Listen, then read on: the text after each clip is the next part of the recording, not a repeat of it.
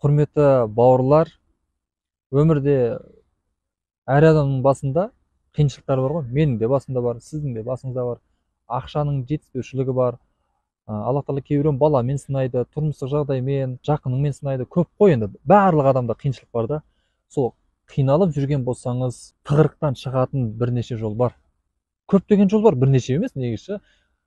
Әлемдердің раббысы болған жаратушы иеміз, Тәңіріміз, Құдайымыз, жаратушымыз мейірімді. Өзінің құлдарын, біздерді жақсы көреді, қатты жақсы көреді. Алла тағала залым емес. Алла тағала бұл өмірді бізге сынақ үшін жаратты ғой енді. Сыналып жатырмыз, иә? Ал сыналғаннан кейін біздерге шығатын жол көрсетіп қойған негізі. Көп оған. Қиын емес, дінмен жүрген ол қиын емес. Өміріңді қиындатпайды дінмен жүру. Алла тағала қасиетті Құранда бисмилля وَمَن يَتَّقِ اللَّهَ يَجْعَل لَّهُ مَخْرَجًا. Қараңызшы, وَمَن يَتَّقِ اللَّهَ, кім-кім Құдайдан қорықса, яғни тақуалық қылса дейді да. يَجْعَل لَّهُ مَخْرَجًا. Алла тағала оған дейді бір шығатын жол көрсетіп қояды дейді. Тығырықтан шығатын бір жолды көрсетіп қояды дейді. Мысалы, айналаңыздағы адамдар сізді менсінбей жатыр, сізді жұмысқа алмай жатыр, сізді адамдар шеттетіп жатыр, немесе қарызға баттыңыз. Көп қой әркімде сынақ. Сөйтіп не істеріңізді білмей тығырыққа тірелген кезде, кім-кім Құдайдан сол кезде тақуалық қылып Құдайдан қорықса дейді да. Бұл сөзді түсіндірейінші. Құдайдан қорқу деген қалай, ол не дейтін болсақ, Алланың айтқанын істеу және Алланың істеме дегендерін істемеу. Яғни бұйрықтарын орындау және тыйған тыйымдарынан тыйылу. Кім деген осы нәрсе болатын болса. Қаншалықты деңгейде Құдайдың айтқанын істеуге қарай ұмтылсаңыз, және істеме деген нәрседен тыйылсаңыз, деген сөз осы. Кім деген Құдайдан тақуалық қылса дейді да, айтқанын істеу ғой болды. Бір кезде бір бейне бір мемлекеттің заңына бойсыну ғой болды. Осы уақытқа жаңағы заңына бойсынбай жүрген болсаңыз, бітті, штраф береді сізге, сізді соттайды, сізді кінәлайды деген сияқты. Ал сіз қашан заңды бұзбай ережеге сай жүрсеңіз, өмірің жеңілдейді ғой, сіз ережені бұзған жоқсыз. Ал өмір сүрудің ережесі бар, ол дін. Аллах тағала бұл дінді, яғни бұл өмірдің заңдылығы қылды да. Адамдар, мысалы, тамақ мәселесінде жеме деген тыйымдар бар. Адал арам деген нәрсе бар. Адамдармен қарым-қатынас мәселесінде жаңағы жақсы сөйле деген мәселе бар. Жақсы сөз сөйле. Мысалы, жақсы сөз жарым ырыс дейді. Пайғамбарымыз не дейді? Сөйлесең тек жақсы сөз сөйле дейді. Кім Аллаға сенсе, қияметке сенсе, жақсы сөз сөйлесін дейді. Кәлиматун тайбатун садақа, жақсы сөз садақа дейді да. Бір кезде жақсылықтың барлығы Құдайдан, жамандықтың барлығы өзіңнен. Яғни жамандық істегеннен кейін басыңа қиындық келсе, онда өзіңнің екі қолмен істеген күнәңнен дейді Алла тағала Құранда.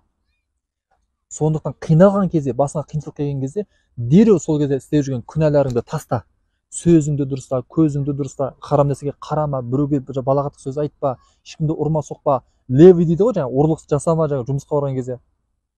Уборщик тазалайтын апайларымыз бар. Соның барлығы неге жоқ дегенде жұмыс орнына жаңағы сабын ба, порошок па қалтасына алып кетеді ғой, мысалы. Ана охранниктер мысалы жұмыс орнында, заводта неше түрлі нәрсе ұрлап алып кетеді да, мысалы ше. Жемқорлар бар. Соның барлығы анау биліктегі адамдардан бастап қара халыққа дейін барлығы ұрлайды ғой негізі. Естіп жатырмыз, көріп те жүрміз да енді. Қоғамның шындығы ғой. Сондықтан кім Құдайдан қорықса, жамандықтардан тыйылса және жақсылыққа қарай ұмтылса, Аллах тағала оған бір жол көрсетіп қояды. Міне осы жолмен жүр дегендей. Міне сенің жолың осы деп. Немесе екі таңдау болатын болса, соның біреуін таңда дегендей бір белгі береді. Шынымен солай нәрсе. Ал енді Суратул Фатиха дейді. Фатиха сүресі дейді. Фатиха дегеніміз ашушы, бастаушы деген мағына береді да. Құран деген Алланың сөзі, Алланың кітабы. Сол Құран кітабын ашатын болсаңыз, ең бірінші сүре Фатиха сүресі. Және сол Фатиха сүресінің бірнеше атауы бар, бірнеше. Уммул Құран деп аталған. Уммул Құран деп аталған. Яғни Құранның анасы деген атауы бар. Енді Құранның анасы деген мағынасы, яғни Құранда 114 сүре болатын болса, сол 114 сүренің барлығының құндылықтары, және ішіндегі айтылатын мағыналары, сол бір ғана Фатиха сүресінің ішінде бар екен. Яғни ең сондай бір сүрелердің ішіндегі төресі ғой. Сүрелері, Құрандағы Алланың сүрелері бар 114. Сол сүрелердің ішіндегі ең бірінші сүре, сүрелердің ішіндегі ең төресі, Құранның анасы деп аталған екен. Сол Фатиха сүресін сіздеріміз жаттап алайық. Және фатиха сүресінің сондай қасиеттілігі соншалықты, алла субханаху ва тағала 5 уақыт намазымызда, әр парызында, әр сүннетінде, әр нәпіл намаздарында, бүкіл намазда әр рәкағатында қайталай береміз. Сол бір ғана сүрені, басқа сүре оқымайсың. Мысалы, тәкбір алдың, одан фатиха оқисың, одан бір сүре оқисың ғой. Рукуққа, сәждеге қайта тұрған кезде тағы да фатиха оқисың ғой. Неге дейікші? Сөйтсек, бұл сүренің мағынасын біз түсіне алмай жүргенбіз ғой. Мағынасын былай білсек те, енді сондай құндылығын, ішінде не мағына жатыр, тәпсірін түсінбей жүргенбіз ғой. Сол фатиха сүресін оқитын болсаңыз, шифа бар. وَنُنَزِّلُ مِنَ الْقُرْآنِ مَا هُوَ شِفَاءٌ رَحْمَةٌ لِلْمُؤْمِنِينَ وَلَا يَزِيدُ الظَّالِمِينَ إِلَّا خَسَارًا. Бұл Құранда шифа бар. وَنُنَزِّلُ مِنَ الْقُرْآنِ مِنَ الشِّفَاء. Бұл Құранда шифа бар. وَرَحْمَةٌ لِلْمُؤْمِنِينَ. Және Алланың рахметі болады дейді. Алланың рахметі бар дейді. لِلْمُؤْمِنِينَ. Иман келтіргендер үшін дейді. Яғни иман келтіргендер үшін ғана, барлығына емес. Құдайға сенген. Бұл Құран Алланың сөзі. Абай атамыз айтқандай, Алланың өзі де рас, сөзі де рас.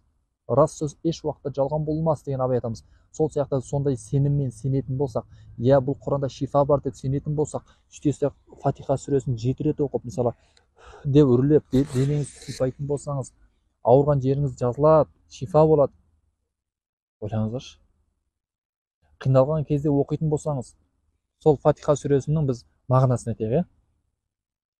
Аузу биллахи минаш шайтанир раджим. Бисмиллахир рахманир рахим. Азғырушы шайтанның кесірінен Аллахтан пана тілеймін. Аса қамқор ерекше мейірімді Алланың атымен бастаймын. Алхамдулиллахи раббил аламин. Барлық мақтау да мадақ та әлемдердің Раббысы Аллаға тән. Ар-рахманир рахим. Ол аса қамқор ерекше мейірімді. Малики яумиддин. Ол қияметтің патшасы. Ияка нa'буду ва ияка настаин. Саған ғана жалбарынып, сенен ғана жәрдем сұраймыз. Саған ғана дейді. Яғни саған ғана дейді. Яғни бір ғана тәңіріміз бар біздің болды. Бір ғана Құдай бар. Ияка нa'буду ва ияка настаин. Намазда тұрған кезде осылай айтамыз біз. Ияка нa'буду ва ияка настаин. Саған ғана жалбарынып, сенен ғана жәрдем сұраймыз дейді. Жәрдем сұраймыз.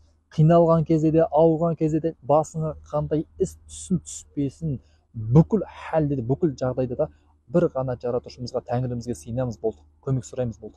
Ияка нa'буду ва ияка настаин. Ихдина сиратал мустақим. Қараңызшы. Сират деген жол деген мағына. Мустақим деген тура жолға тік, яғни ешқандай бір гідір емес, бұралаңдаған ирелеңдеген жол емес, тура жолға мустақим дейді. Ихдина, бізді тура жолыңа сал.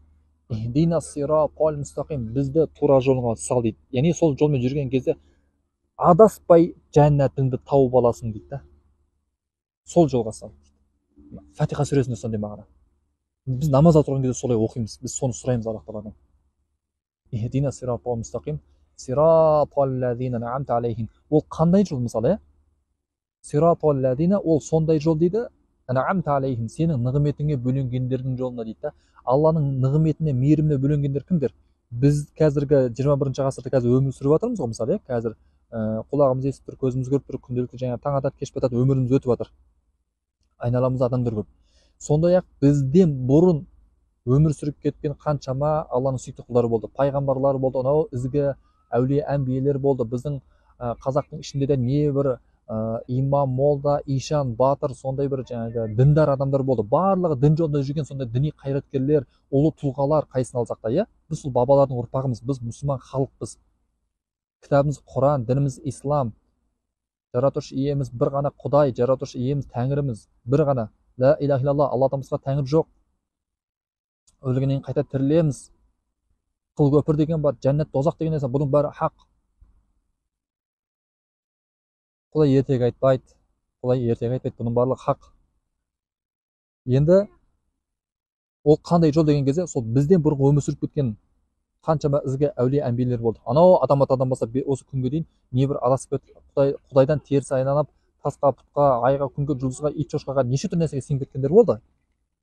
Бірақ Құдайға сыйынып тура жолмен жүргендер де болды. қаншама пайғамбарлар болды, сол пайғамбарларға ілескен ізгілер де болды.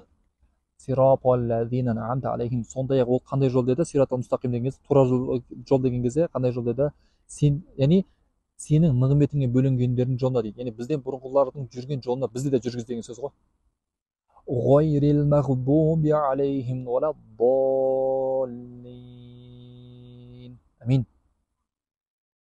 Ал ғайрил мағдуб, ал кейбір ашуға ұшырағандармен валаддаллин, адасып кеткендердің жолына емес дейді.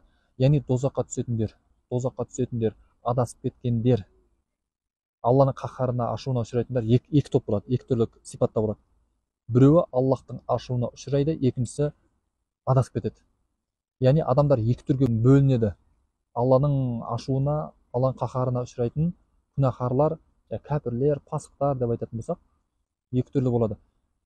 Біреуі біліп тұрып күнә жасайды, біліп тұрып қателік орнады, екіншісі білмей адасады ғой.